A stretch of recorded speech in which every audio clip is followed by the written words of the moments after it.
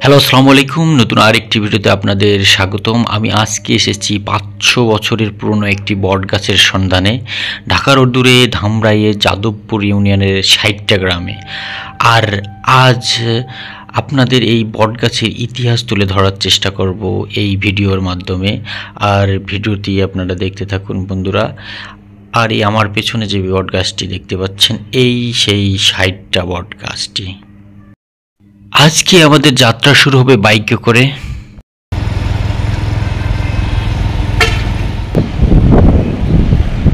যাচ্ছি সেই 500 বছরের পুরনো বটগাছের সন্ধানে।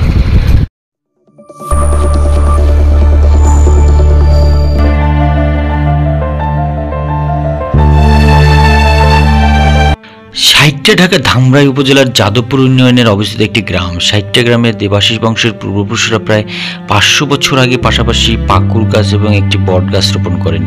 স্থানীয় সনাতন ধর্মাবলম্বী লোকজন এই গাছ দুটিকে দেবতা মনে করেন। তারা গাছের নিচে কালী মন্দির নির্মাণ করেন। বর্তমানে সেই দুটি গাছ নিয়ে স্থানীয়দের মানুষের মনে বেশ কিছু বিশ্বাস প্রচলিত আছে। প্রচলিত ধারণা অনুযায়ী পাকুর গাছকে পুরুষ এবং বট গাছকে নারী হিসেবে অভিহিত করা হয়।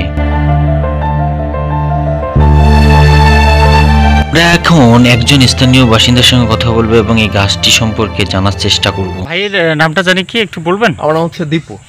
দীপু, আপনার কি বাসা এখানেই? এখানে, হ্যাঁ, স্থানীয় আর কি। এই গ্রামের নাম হচ্ছে আপনার 60টা। 60টা, হ্যাঁ। আচ্ছা। আর ওই পাশে একটা গ্রাম আছে চরঘোষণা। চরঘোষণা, হ্যাঁ। আর এই 60টা গ্রামের ওই পাশ আপনার উত্তর পাশ যেটা, জি, আপনার পশ্চিম পাশে হচ্ছে চরঘোষণা, জি। আর উত্তর পাশের গ্রামটা হচ্ছে পাঁচলক্ষী। আর এটা পুরোটাই হচ্ছে আপনার যাদবপুর ইউনিয়ন। যাদবপুর ইউনিয়ন, ধামরাইলের যাদবপুর ইউনিয়নে 60টা গ্রাম। 60টা গ্রাম। আচ্ছা, আপনি এই গাছটা সম্পর্কে একটু বলবেন? এই গাছ সম্পর্কে। গাছটা হচ্ছে এটা খুবই ঐতিহাসিক। আপনার আমাদের 2-4 ইউনিয়নে এত বড় বট গাছ নাই। ধামরাই পুরো উপজেলার কথাও যদি বলেন, যেহেতু তুলনায় আকারে অনেক বড়, সেই স্বার্থে হচ্ছে অনেকে আসে, দেখার জন্য আসে। আর হচ্ছে গাছটা অনেক পুরনো। আচ্ছা, এটা হচ্ছে মজার ব্যাপার, অনেক পুরনো একটা গাছ, প্রায় 500 বছরেরও পুরনো গাছ। আচ্ছা, এই গাছের কোনো কি ইতিহাস আছে? ইতিহাস বলতে ওই ধরনের কোনো ইতিহাস না। এটা হচ্ছে আপনার এই গ্রামটাতে হচ্ছে আপনার হিন্দু ধর্মাবলম্বীদের এলাকা। আচ্ছা, আচ্ছা। তো ওই হিসাবে এটা হচ্ছে মালিক যিনি, ওনারা হচ্ছে হিন্দু সম্প্রদায়ের। আচ্ছা। এখানে একটা মন্দির আছে। এই গাছটা হচ্ছে একটা মন্দিরকে ঘিরে। ও আচ্ছা।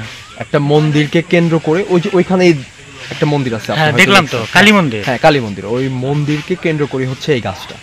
আর এই গাছের হচ্ছে যেমন হচ্ছে মেন গাছটা যে গোড়া, জি, ওইটার পাশেই হচ্ছে আপনার আরেকটা গাছ আছে। ওইটা মেবি আপনার ওই গাছটা কি এখানে আছে? হ্যাঁ, ওই যে ওইখানে দেখবেন কালো করে যে গাছটা, গাছ গাব গাছ। গাব গাছ, হ্যাঁ, হ্যাঁ, ওই যে পাতা, ওই পাকুর গাছ। পাকুর না? পাকুর গাছ, হ্যাঁ, পাকুর গাছ। পাকুর গাছ, আমি এটা দেখলাম পাকুর গাছ। হ্যাঁ, পাকুর গাছ। ওই যে আপনার কালো করে যে গাছটা। আচ্ছা, আচ্ছা।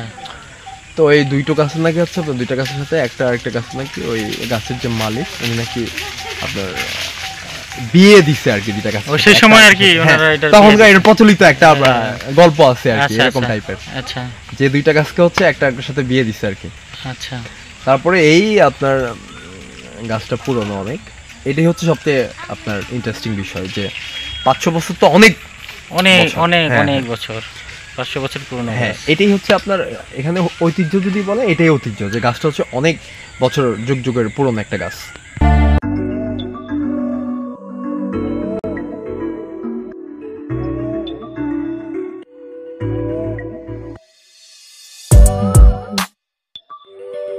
আমরা যতটুকু জানতে পারলাম যে এখানে একটি গাছ না, দুটি গাছ রয়েছে, একটি পাকুর গাছ, একটা বট গাছ। আর মূলত এই গাছ দুটি বিয়ে দেওয়া হয়। আর অনেকের মতে কেউ গাছের কোনো ডাল কাটলে সে অসুস্থ হয়ে পড়ে, পূজা দেওয়া ছাড়া আর সেই অসুস্থতা থেকে আরোগ্য লাভ করা যায়নি। তাই স্থানীয়দের কেউ গাছের ডাল কাটে না। বিভিন্ন রকমের ভৌতিক ঘটনার প্রচলন থাকায় রাতের বেলা কেউ সাধারণত এই গাছের কাছে যায় না। এমনকি গাছের নিচ দিয়ে যাওয়ার রাস্তা প্রশস্ত করার প্রয়োজন হলে স্থানীয় চেয়ারম্যান রাস্তাটিকে ঘুরিয়ে নিয়ে যান। গাছের কোনো ডাল কাটতে হয়নি। এসব কারণে আপনি সহজেই গাছগুলোর ডালপালা মূল প্রায় 5 বিঘা জমি দ্বারা বিস্তৃত রয়েছে।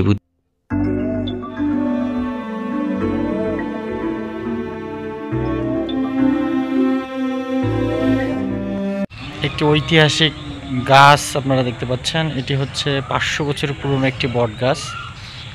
এর সন্ধানে আমরা আজকে এসেছি আপনাদের দেখানোর জন্য। এখন আমি হচ্ছে এই গাছের নিচে অবস্থান করতেছি। এই গাছটি দেখতে পাচ্ছেন, এটি হচ্ছে সেই 60টা বট গাছ।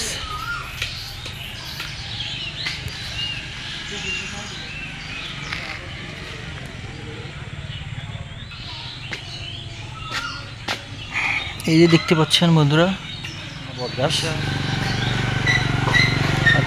তারই নিচে আমি আর এখানে একটি মন্দিরও দেখতে পাচ্ছেন।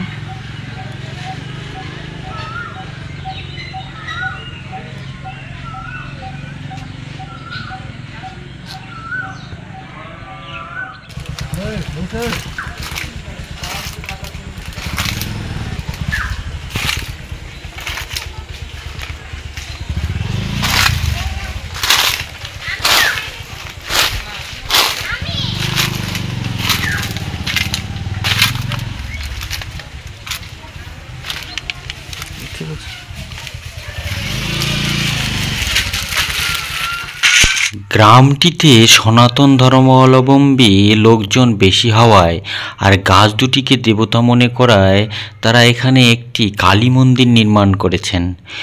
অসংখ্য লোক প্রতিদিন আসে শুধুমাত্র এই গাছটিকে দেখার জন্য আর এর সৌন্দর্য উপভোগ করার জন্য। বন্ধুরা, ভিডিওতে দেখতে পাচ্ছেন গাছটি।